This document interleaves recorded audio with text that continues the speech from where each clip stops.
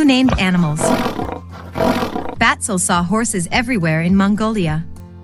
Mongolian horses are strong and live just fine in the hot summer weather, and even in the cold winter.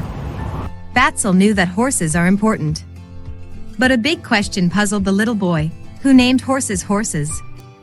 Father, he said. Why are horses called horses? Who named horses? Father just smiled. He didn't know. Batzul sometimes saw wolves. A Mongolian legend even says all people came from a wolf many years ago. Batzul wondered, who named wolves wolves? But no one could tell him the answer.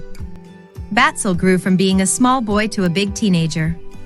He learned a lot of things in school. But he still didn't know who named the animals. One day, his older sister called by phone from South Korea, where she worked. You should go to church, she said. Batzul was surprised.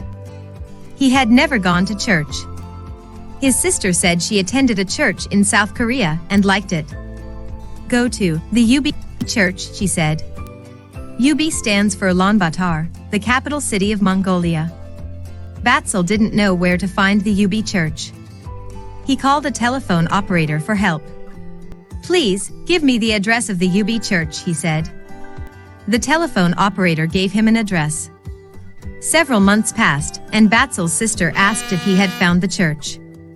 She was pleased to hear that he was attending worship services every week. How do you find the time to go every Sunday? She asked. I don't go on Sundays, he said. I go on Saturdays. His sister was shocked. Which church are you attending? She said. Batzul explained that he was going to a Seventh-day Adventist church. At the church, someone gave him a Bible, and he began to read it. In Genesis, he found the answer to his big question about who named the animals. He read, "The Lord God formed from the ground all the wild animals and all the birds of the sky. He brought them to the man to see what he would call them, and the man chose a name for each one.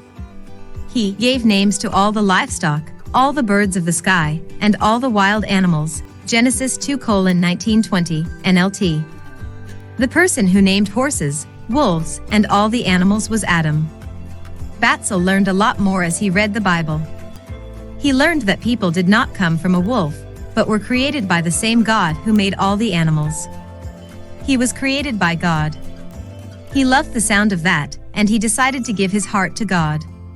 Today, Batzul works as a missionary called a global mission pioneer in Mongolia. He tells how animals got their names and explains that people did not come from a wolf, but from God. Thank you for your 13th Sabbath offering 3 years ago that helped open the first Seventh-day Adventist high school in Mongolia. Your 13th Sabbath offering this quarter will help open an Adventist lifestyle center in Mongolia's capital, UB. Recognize that global mission pioneers are lay people who volunteer for at least a year to establish a congregation in an unentered area within their own culture.